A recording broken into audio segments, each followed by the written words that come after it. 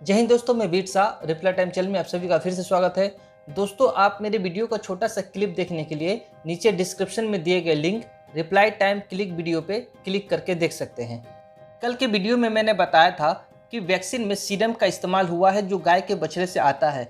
अब इसका इस्तेमाल क्यों होता है, क्या इससे पहले हुआ है और किन किन बीमारियों में सीरम का उपयोग किया जाता है और क्या कोवैक्सीन अशुद्ध है, ये सब कुछ जानेंगे हम लोग आज के वीडियो में।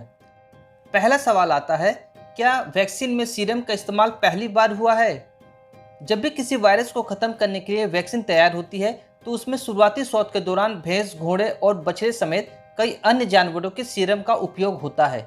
ऐसा सिर्फ कोरोना संक्रमण के दुष्प्रभाव को कम करने के लिए तैयार की गई कोवैक्सीन के निर्माण के दौरान ही नहीं, बल्कि ऐसा मेडिकल साइंस में दशकों से चलता आ रहा है।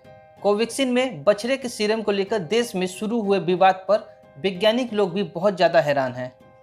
कांग्रेस के सोशल मीडिया विभाग में राष्ट्र संयोजक गौरव पंथी ने एक आरटीआई के जवाब का हवाला देते हुए ये आरोप लगाया था कि कोवैक्सीन बनाने के लिए 20 दिन के बछड़े की हत्या की जाती है।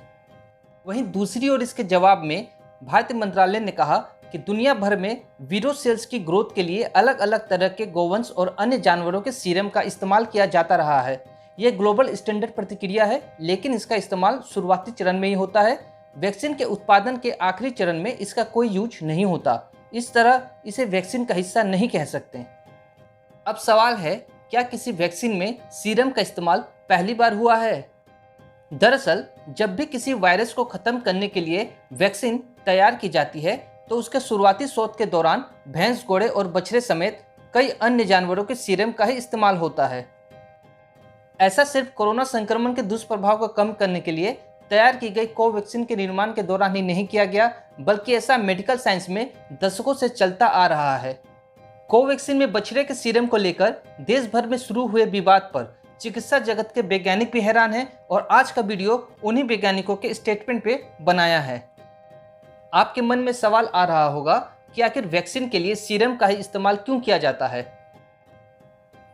पैरासाइटोलॉजी के प्रोफेसर राकेश सहगल जी कहते हैं कि किसी भी वैक्सीन को बनाने के लिए कोशिकाओं को सबसे पहले उगाया जाता है, जिसको मेडिकल साइंस की भाषा में सेल लाइन कहते हैं। उनका कहना है, जब कोशिकाओं को ग्रो कराना होता है तो सीरम की आवश्यकता होती है। यह सीरम भैंस, घोड़े या बछड़े समेत कुछ अन्य जानवरों से लिए जा सकते हैं। उनका कहना है, दरअसल जब कोशिकाओं को ग्रो करके उनको संक्रमित करना होता है तो ऐसा सीरम की आवश्यकता पड़ती है जिसकी न्यूट्रिशन वैल्यू बहुत ज़्यादा हो और इन जानवरों में इनकी मात्रा बहुत अधिक होती है। यही वजह है कि इनके सीरम का इस्तेमाल मेडिकल साइंस में दशकों से होता चला आ रहा है।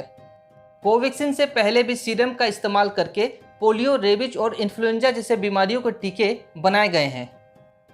सवाल है, सीरम के इस्तेमाल से लाभ क्या है?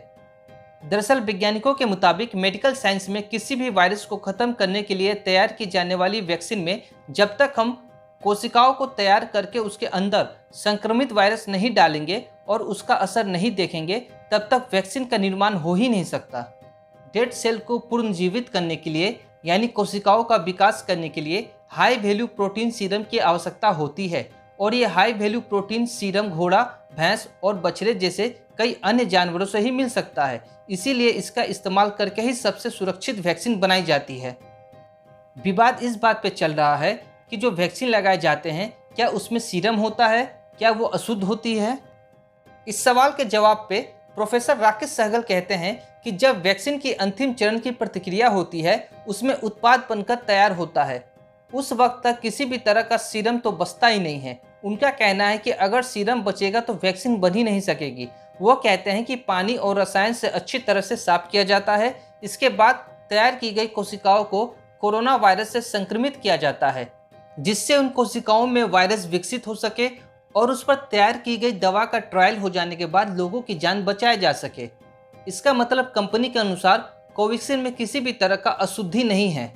सीरम के द्वारा मरे सेल्स को जिंदा करके उसे वायरस से संक्रमित किया जाता है, फिर उस पर एंटीडोट देके उसका असर देखा जाता है। केंद्रीय स्वास्थ्य मंत्रालय के अनुसार भी स्वदेशी निर्मित कोवैक्सीन में नवजात बछड़े का सीरम होने का तत्व तोड़ मरोड़ कर एवं अनुचित ढंग से पेश किया गया।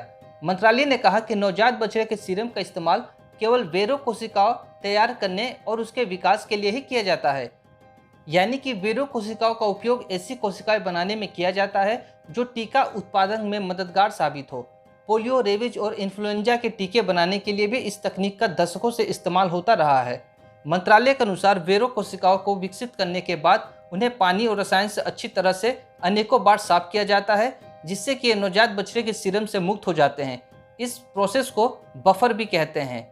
इसके बाद वीरो कोशिकाओं को कोरोना वायरस से संक्रमित किया जाता है ताकि वायरस विकसित हो सके। इस प्रतिक्रिया में वीरो कोशिकाएं पूरी तरह से नष्ट हो जाती है। इसके बाद इस नए वायरस को भी निष्क्रिय किया जाता है। इस खत्म हुए वायरस का ही इस्तेमाल फिर वैक्सीन तैयार करने के लिए किया जाता है। इस तरह से कई तरह की प्रतिक्रिया होती है और अंतिम राउंड में बछड़े के सीरम का इस्तेमाल करने की बात गलत साबित होती है। साफ है कि वैक्सीन में बछड़े का सीरम नहीं होता है। आईसीएमआर के वैज्ञानिक बताते हैं कि कोवैक्सीन से पहले भी पोलियो और रेबीज के टीके के लिए ऐसे ही जानवरों से सीरम लिया जाता रहा है, मगर कोवैक्सीन पे राजनीतिक समझ के पड़े हैं। क्योंकि पोलियो का टीका कांग्रेस के समय में आया था, उसमें भी इसी तरह के तकनीक का इस्तेमाल करके टीके को बनाया गया था। अगर सवाल पूछना है तो कांग्रेसी खुद के लीडर से पूछें। अब आपके मन में ये सवाल चल रहा होगा कि क्या सीरम बनाने के लिए किसी गाय या किसी अन्य पशु की हत्या की जाती है? कांग्रेस ने जिस आरटीआई का हवाला दिया उसमें लिखा हुआ है कि सीरम बनाने के लिए गाय के बछड़े का इस्तेमाल हुआ है, पर यह नहीं लिखा हुआ कि उसका कत्ल भी हुआ है। दरअसल डॉक्टर विश्वरूप राय चौधरी नाम के एक व्यक्ति ने इस मुद्दे पर वीडियो बनाया। उसने अपने क्लिप में सीरम के लिए पशु हत्या होने की बातें कही थी। चूंकि गौ को भारत में माता का दर्जा है, इसीलिए ये मामला इतना तूल पकड़ा। बीजेपी को देश में हिंदुओं की एक बड़ी संख्या सपोर्ट करती है, इसीलिए कांग्रेस ने इस मुद्दे को एक मौके के तौर पर लिया, पर अफसोस हर बार की तरह इस बार भी उड़ता तीर ले लिया। National institute of epidemiology Chennai के डायरेक्टर डॉक्टर मनोज ने कहा है, जैसे इंसानों का ब्लड लिया जाता है वैसे ही पशुओं का भी लिया है, उसे मारा नहीं है। यह एक सिर्फ प्रोपेगेंडा है। दोस्तों, ये मेरी खुद की निजी राय है। जैसे कुछ समय पहले इंसानों का खून से प्लाज्मा लेकर कोरोना पेशेंट का ट्रीटमेंट किया जाता था, ये तकनीक भी कुछ वैसे ही होगी। चूंकि सामने यूपी चुनाव है, जिसके वजह से ऐसे इजुल फिजुल मुद्दे उठाए जा रहे हैं। इससे पहले भी Rafale, Galwan, Central Vista, 5G, Ram Mandir, जमीन घोटाला जैसे मुद्दे उठाए गए थे। अब जब इस नए मुद्दे पे भी मुंह की खा लेंगे तो चुप हो जाएंगे, फिर एक नया मुद्दा लाएंगे। अगर मुद्दा ही चाहिए तो पेट्रोल, गैस के दाम, महंगाई, बेरोजगारी जैसे तमाम मुद्दे हैं, उससे उठाएं तो शायद लोगों का समर्थन कांग्रेस को मिल भी जाए। दोस्तों, आज के वीडियो के लिए इतना ही। वीडियो पसंद आई हो तो लाइक कीजिएगा, वीडियो को शेयर और चैनल को सब्सक्राइब कीजिएगा। मिलेंगे अगले वीडियो में, तब तक के लिए जय हिंद।